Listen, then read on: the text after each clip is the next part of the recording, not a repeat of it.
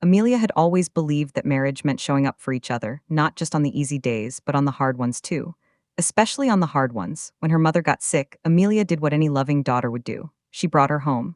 She set up the guest room, stocked the kitchen, adjusted her schedule, and took care of the woman who had spent a lifetime taking care of her. It felt natural. It felt right. Her husband Daniel didn't see it that way. The complaints started small, a comment here, a sigh there. Then they had conversations. Then they became arguments. He said the house felt crowded. He said his routine was disrupted. He said he needed his space back. And every time Amelia tried to explain that her mother was sick, genuinely, seriously sick, Daniel found a way to make it about himself. Her mother eventually recovered and went home. The guest room went back to normal. The house went quiet. And Daniel acted like everything was fine. But Amelia remembered every single word. So when Daniel's mother called in November to say she was coming for Christmas, and Daniel immediately said, of course, stay as long as you want, Amelia smiled and started making her own plans. Plans that did not include being there when his mother arrived. Before Amelia packs that bag, pause for just 1 second and hit subscribe. Because what she leaves on that kitchen counter is one of the most quietly powerful things you're going to hear in this entire story. New videos drop every single week, and you do not want to walk in on the ending. Hit that like button if you already know Amelia was right. Drop a comment. What would you have done in her position? Now let's get back to Denver. Because Daniel is about to come home to a very different house than the one he left this morning. My name is Amelia. I am 33 years old and I live in Denver, Colorado. I have always been someone who shows up, not in a loud or dramatic way, just consistently, reliably, without needing to be asked twice. When people I love need something, I figure out how to provide it. That is not a burden to me. It is just who I am. I met Daniel 6 years ago and I married him 3 years later because I believed he was built the same way. Steady, loyal, the kind of person who understood that love was not just a feeling, it was a series of choices made over and over again, especially when those choices were inconvenient. I believed that about him for a long time. Longer, maybe, than I should have. My mom Linda called me on a Wednesday morning in late February with news she had clearly been sitting with for a few days before she could say it out loud. The doctors had found something during a routine scan, serious enough to require treatment, manageable enough that recovery was genuinely possible with the right care and support. She said it quietly and calmly, the way she said most hard things, like she was trying to protect me from the weight of it even while delivering it. I told her I was coming over that afternoon. I sat with her for 3 hours, and by the time I drove home, I had already made the decision. She was not going to go through this alone in her apartment across town. She was coming to stay with us. I told Daniel that evening over dinner. I had already mentally rearranged the guest room, already thought through the logistics, already considered what Linda would need during the recovery weeks. I told him clearly and warmly, explained the diagnosis, the treatment plan, the timeline. I said my mom needed to be close and that our guest room was the obvious answer. Daniel listened without interrupting. When I finished, he was quiet for a moment and then said, "How long are we talking?" Not, "Is she okay?" Not, "Of course, let's get the room ready," just, "How long?" I told him the doctor estimated 6 to 8 weeks depending on how well she responded to treatment. He nodded slowly. His face said the rest. The first week was fine on the surface. Linda settled in quietly and was genuinely easy to have around. She kept her space tidy, stayed out of the way, thanked us for everything. I was managing her medication schedule, driving her to appointments, adjusting my work hours to be home when she needed me. Daniel was polite to Linda directly, but I started catching the comments at the edges. A sigh when the television in the guest room was on in the evening. A remark about the bathroom being occupied when he needed it. A comment that the kitchen felt cluttered with Linda's specific foods on the counter, each one small enough to dismiss individually. But I noticed every single one and filed them without saying anything yet. 3 weeks in, Daniel sat down across from me at the kitchen table on a Sunday afternoon and said he needed to talk. He said having Linda there had become a permanent disruption to the household. He used that word, permanent, about a woman who had been there 22 days. He said his routine was suffering. He said he felt like a guest in his own home. He said he understood it was my mother, but that he hadn't agreed to an extended arrangement like this and that his needs mattered too. I sat across from him and listened to every word. I kept my face calm and my voice measured. I said my mother was sick and this was not optional. He said everything had its limits. I looked at him for a long moment, and I thought, yes, it does. I tried one more time to have a real conversation about it, not reactive, not emotional, just honest and direct. I sat down with Daniel that Tuesday evening and told him I needed him to be my partner through this. I explained what my mom's diagnosis meant, what the treatment involved, what her recovery required. I told him this was one of the hardest things my family had been through and that I needed to feel supported rather than managed. Daniel listened and then said, I support you, Amelia. I just don't think my comfort should be completely irrelevant. And right there, in the way he framed it, in the equation he was building where his comfort sat on one side and my sick mother sat on the other, I saw something I could not unsee. I didn't know she had heard until she knocked on my bedroom door that Wednesday night. Linda stood in the doorway in her robe, looking smaller than I was used to seeing her. Recovery had that effect, making people seem quieter in their own skin. She said she had heard some of the conversation and that she didn't want to cause problems between Daniel and me. She said she could go back to her apartment and manage things on her own. She said it simply and without drama because that was who she was, always trying to make things easier for everyone else even when she was the one who needed something. I walked to the door and took both her hands. I told her she was not going anywhere, and I meant every single word. The week after Daniel's Sunday afternoon conversation, something shifted in the house in a way that was difficult to name but impossible to ignore. He stopped being openly argumentative, no more sit-down talks, no more direct complaints. Instead, what moved in was something quieter and more corrosive. He came to dinner and answered questions in short sentences. He disappeared to his home office on weekend afternoons without explanation. He stopped asking about Linda's appointments or treatment progress, not with hostility, just with a complete and deliberate absence of interest. He was present in the house the way furniture was present, physically there, contributing nothing warm. Amelia noticed all of it. Linda noticed it too, though she never said so directly. Sophie came over on a Saturday afternoon 3 weeks into Linda's stay. She had brought lunch and the easy energy she always carried with her that made rooms feel lighter. But Sophie had known Amelia since college and she read people the way other people read weather, accurately and well in advance. She noticed Daniel's coolness at the kitchen counter. She noticed the way he excused himself within 10 minutes of her arrival. She noticed the particular careful way Amelia was holding herself, that specific posture of a woman, managing too many things at once, and trying not to show the weight of it. After Daniel left the room, Sophie looked at Amelia directly across the kitchen table and said, Tell me what is actually happening in this house.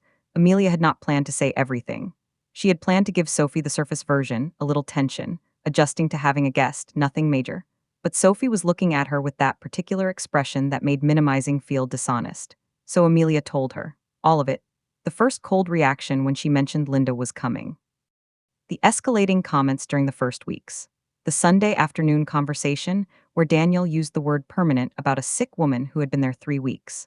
The way he had retreated into passive aggression since then. The night Linda had offered to leave from the doorway in her robe. Saying it all out loud in sequence made something very clear that individual pieces had allowed her to blur.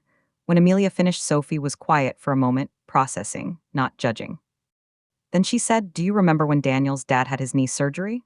Amelia looked at her. Sophie continued, He stayed with you two for 6 weeks. You cooked for him every night. You drove him to physical therapy twice a week. You reorganized your entire schedule. Amelia remembered. She had done all of it without a single complaint, genuinely, because it was the right thing to do and because she loved Daniel and his family was her family. Sophie said, Did Daniel ever thank you for that? Did he ever acknowledge what you did? Amelia opened her mouth and then closed it again, because the honest answer was sitting right there, and it was not a comfortable one. That evening after Sophie left, Amelia sat on the edge of the bed and scrolled back through her phone calendar. She was looking for something specific, the dates of Daniel's father's stay after his knee surgery. It took her a few minutes to find the right period. She located the first calendar entry, the airport pickup she had added as a reminder. Then she scrolled forward looking for the departure. She counted carefully. 1 week ahead, 2 weeks, 3, past the month marker. She found the departure entry on a Tuesday morning 6 weeks and 2 days after the arrival. 6 weeks and 2 days. She sat with her phone in her hand and thought about the word Daniel had used about her mother after 22 days. Permanent disruption. Linda's follow-up appointment in week 5 brought genuinely good news. Her body was responding to treatment better than the initial timeline had projected. The doctor said she was ahead of schedule and that returning to her own apartment within the next 2 weeks was a realistic possibility. Linda came home from that appointment with more color in her face than she'd had in months. Amelia hugged her in the kitchen and felt something loosen in her chest, relief that her mom was healing, deep and uncomplicated. That evening she told Daniel the update over dinner. His response was warm, warmer than he had been in weeks. He asked follow-up questions. He said that was really great news. His whole energy lifted. Amelia watched it happen and noted it precisely. The departure date was confirmed on a Thursday. Linda would go home the following Sunday with a clear recovery plan, weekly check-in calls with her doctor, and Amelia visiting twice a week to help with meals and medication management. That Thursday evening, Daniel came home from work and Amelia told him the confirmed date. He said, "That's great, that really is great news," and the relief in his voice was genuine and immediate and completely unguarded. He didn't try to temper it or frame it carefully. He simply let it show. He suggested they go out to dinner that weekend, just the two of them. He was already moving forward, already resetting, already acting as though the past 6 weeks had been a minor weather event that had now passed. Amelia smiled and said dinner sounded lovely. Linda went home on a Sunday with her medications organized, her follow-up appointments scheduled, and a casserole Amelia had made the night before sitting in a bag by the front door. Amelia helped her carry everything to the car and hugged her in the driveway for a long moment. Linda whispered, "Thank you for not letting me leave." Amelia drove home afterward and walked back into the house. The guest room was quiet. The bathroom was unoccupied. The kitchen counter had its old clear surface back. Daniel was in the living room when she came in and he stood up and hugged her and said he was proud of her for everything she had done for her mom. Amelia hugged him back. She said thank you. And she meant neither word. The 2 weeks that followed Linda's departure were the smoothest the marriage had felt in months. Daniel was attentive and present, suggesting weekend plans, cooking dinner twice without being asked, asking about Linda's recovery with what sounded like genuine interest. On the surface, it looked like a reset, like the difficult season had passed and they were finding their way back to each other. But Amelia moved through those 2 weeks with something new behind her eyes, a quiet and steady clarity that had not been there before her mother's stay. She was warm in return. She laughed at the right moments. She engaged fully in every conversation. But something inside her had been rearranged during those 6 weeks, and no amount of pleasant evenings was going to move it back. It was a Tuesday evening in early November. Amelia had made pasta, and they were sitting at the kitchen table, with the news on low in the background, one of those ordinary weeknight dinners that fills the space between weekends. Daniel's phone buzzed on the table beside his plate. He glanced at the screen, and his whole face shifted, the specific brightness that appeared whenever his mother called. He picked it up immediately and said, "Hey, Mom," with the warm, easy tone he reserved for people he was genuinely happy to hear from. Amelia continued eating and listened without appearing to listen. Patricia's voice was audible from across the table, bright and energetic, clearly building toward something. Amelia set her fork down quietly and folded her hands in her lap. The conversation lasted about 8 minutes. Amelia heard Patricia mention Christmas, heard the words Denver and visit and the kids, and it would just be so lovely. And she heard Daniel, without pausing, without glancing across the table, without any of the careful hesitation he had brought to the conversation about her mother, say, "Of course, Mom, we would love that. Stay as long as you want." Those last 4 words landed in the room with a weight Amelia was certain Daniel didn't notice. "Stay as long as you want." She looked at her pasta. She thought about 22 days. She thought about the word permanent. She thought about a woman in a doorway in her robe offering to leave. And she stayed completely, deliberately still. Daniel ended the call smiling and set his phone down beside his plate. He picked up his fork and looked at Amelia with the easy expression of a man who had just done something straightforwardly good. He said his mom was coming December 20th and would probably stay through the new year. He said she had been talking about visiting Denver in winter for ages, and this felt like the right year. He said it was going to be really nice, that his mom and Amelia always got along well, and that it would make the holidays feel more special. He said all of this as though he was delivering good news, as though the past 6 weeks had happened in a different house to a different marriage. Amelia looked at him and smiled warmly. She said, "That sounds really nice, Daniel." Daniel went to watch television after dinner and Amelia cleaned up the kitchen in the unhurried way she did when she needed to think. She wiped down the counter. She put the leftover pasta away. She turned off the kitchen light and walked to the small desk in the corner of the bedroom. She sat down, opened her laptop, and typed 2 words into the search bar, Breckenridge Cabins. She scrolled through the results with the focused energy of someone who has already made a decision and is now simply executing it. She found a cabin that was available December 20th through the 27th, wood-burning fireplace, mountain views, quiet road. She clicked into the listing and read through the details carefully. Then she opened a new tab and looked up the drive time to her mom's apartment in Aurora. Amelia called Sophie the next morning from her car before work. Sophie answered on the second ring with her usual, "Good morning, what's happening?" Amelia said, "I need a favor, Sophie." There was a brief pause on the line and then Sophie said, "Okay." Just that no follow-up question, no what kind of favor, no let me check my schedule. Just okay. because Sophie had been her best friend for 11 years, and she understood the specific weight those 5 words were carrying based on everything she had witnessed over the past 6 weeks. Amelia told her the short version, Patricia arriving December 20th, her own plans already forming, the favor she needed. Sophie listened without interrupting. When Amelia finished, Sophie said, "Whatever you need, I'm in." Sophie's response had been immediate and uncomplicated, the kind of yes that comes from someone who fully understands the situation and has already decided where they stand. She offered her guest room without conditions, without timeline restrictions, without a single question about whether Amelia had considered other options. She simply said, "You can stay here whenever you need to, for however long you need to." Amelia thanked her and Sophie said, "Don't thank me, just take care of yourself." That was the end of that part of the conversation. No dramatic processing, no extended discussion about what it meant for the marriage. Just one woman making it clear to another that she had a safe place to land. Amelia wrote Sophie's name in her notebook and underlined it once. Amelia booked the Breckenridge cabin the following Tuesday morning during her lunch break, sitting in her car in the office parking lot with her phone and her credit card, and a focused quietness that felt nothing like impulsiveness. The cabin was available from December 20th through the 27th. 7 nights, mountain views, a wood-burning fireplace, and a road so quiet the listing specifically mentioned it as a selling point. She completed the booking in under 10 minutes. Confirmation arrived in her email immediately. She read it once, saved it to a folder she labeled simply December, and put her phone in her bag. Then she finished her lunch and went back to work. The whole thing had taken less time than most arguments. The cabin was only the first part of the plan. The second part came to her on a Wednesday evening while she was on the phone with her mom, a regular check-in call, nothing unusual. Linda mentioned that Christmas Eve was going to be quiet this year, and she was planning to just make soup and watch old movies. She said it lightly, the way people say things when they are trying not to make you feel responsible for their loneliness. Amelia heard exactly what was underneath it. She told Linda she had a surprise in the works and not to make any plans for Christmas Eve. Linda asked what kind of surprise. Amelia said, "The kind where I show up at your door with groceries, and we do Christmas Eve exactly the way we used to." Through the first 2 weeks of December, Amelia prepared the house for Patricia's visit with the same care and attention she brought to everything. She washed and changed the guest room bedding. She deep cleaned the bathroom Patricia would use. She stocked the kitchen with the specific coffee Patricia preferred, and the creamer Daniel had mentioned his mother always kept on hand.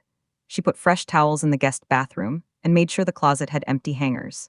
She adjusted the guest room thermostat setting based on Daniel mentioning once that his mother ran cold. She did all of it thoroughly and without resentment. The house was going to be warm and welcoming and perfectly prepared. She just wasn't going to be in it. 2 days before she left, Amelia went to a small home goods store near her office and spent 20 minutes choosing a welcome gift for Patricia. She settled on a soft throw blanket in a warm neutral color, the kind of thing that was genuinely useful and thoughtful without being elaborate. She wrapped it simply and placed it on the guest room bed with a handwritten note on a small card. The note said, "Welcome, Patricia. The coffee you like is in the pantry, second shelf. Make yourself completely at home, wishing you a warm holiday." She signed it with her name. She straightened the card so it sat evenly on top of the blanket. Then she closed the guest room door and walked back down the hallway. December 19th was a Thursday. Daniel left for work at his usual time, 7:45, travel mug in hand, quick kiss at the door. Amelia stood at the kitchen window and watched his car back out of the driveway. Then she went to the bedroom and pulled her overnight bag from the top shelf of the closet. She packed the way she always packed, efficiently, nothing forgotten. Clothes for 7 days, her toiletries bag, the book she had been meaning to start for 2 months, her good wool socks for the mountain cold, her journal, her phone charger. She set the bag by the bedroom door and stood back and looked at it for a moment. It was a small bag for a significant decision. She picked it up and carried it to her car. Amelia sat at the kitchen table that Thursday afternoon and wrote the letter by hand on plain white paper. She had thought about what she wanted to say for 2 weeks, and the words came without difficulty. She told Daniel she was not angry, and meant it. She told him she had paid attention to how he treated her mother's presence in their home, and she had also paid attention to how immediately and warmly he had welcomed his own. She told him she was not leaving the marriage.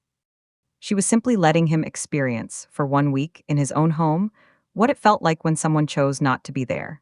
She signed it with her name, sealed it in an envelope, and placed it in the center of the kitchen counter, where he could not possibly miss it. Daniel came home at 6:15 on Thursday evening, same time he always did, travel mug from the morning still in his hand. He pushed the front door open, and the house greeted him with the particular silence of a space that had been recently and carefully tidied. The Christmas tree was lit in the corner of the living room, the good ornaments, the ones Amelia always arranged herself. The guest room door was slightly open, and he could see fresh bedding and the folded blanket on the pillow. The kitchen smelled faintly of the cleaning spray Amelia used on the counters. Everything was in perfect order. He called her name once, then again. Then he walked to the kitchen counter and saw the envelope with his name on it. He opened it standing at the kitchen counter, still in his jacket, bag still on his shoulder. He read it through once quickly, the way people read things they are hoping will say something different than what they suspect. Then he sat down at the kitchen table and read it again slowly. Amelia had written it in her usual clear handwriting. No crossed out words, no uneven pressure on the pen, no evidence of tears or anger in the ink. Just clean, direct, honest sentences that connected one thing to another with a precision he could not argue with. She had not called him names. She had not listed grievances dramatically. She had simply drawn a straight line between two things and let him stand at the end of it and look back. Patricia arrived at 11 the next morning in a cab from the airport, rolling suitcase, carry-on bag, the bright and warm energy she always brought through the front door. Daniel met her in the driveway with a hug that she returned fully before stepping back and looking at the house with genuine pleasure. She asked where Amelia was. Daniel said she had needed to take some time away for the holidays, family thing. She sent her warmest wishes.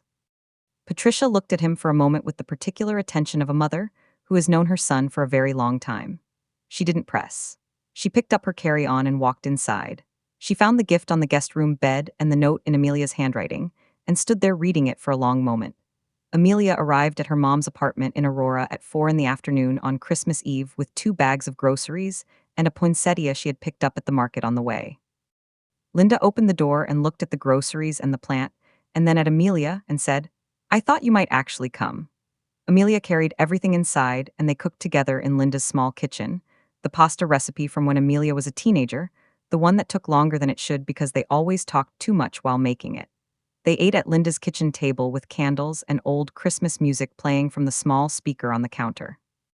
It was the quietest and most genuinely peaceful evening Amelia had spent in months. Daniel called 4 times on Christmas Day.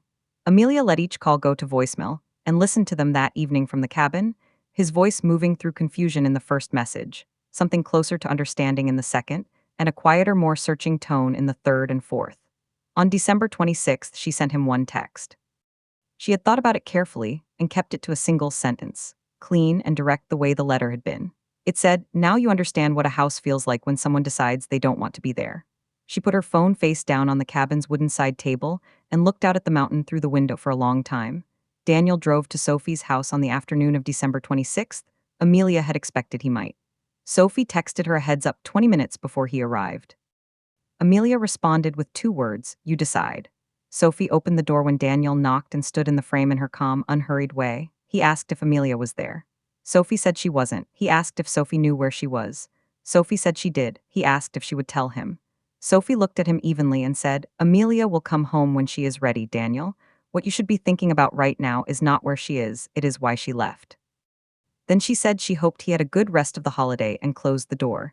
Amelia came home on the afternoon of December 27th. She had driven back from Breckenridge in the morning, stopped at her mom's for coffee, and arrived at the house just after 2. Daniel was in the living room, not watching television, not on his phone, just sitting. He stood when she walked in, and she could see from across the room that something had shifted in him during the week, not broken, not dramatic, just different. Quieter. He said, "I read your letter a lot of times." She set her bag down and sat in the chair across from him. She said, "I know." He said, "I didn't see it while it was happening. I should have." Amelia looked at him steadily and said, "That is exactly where we need to start."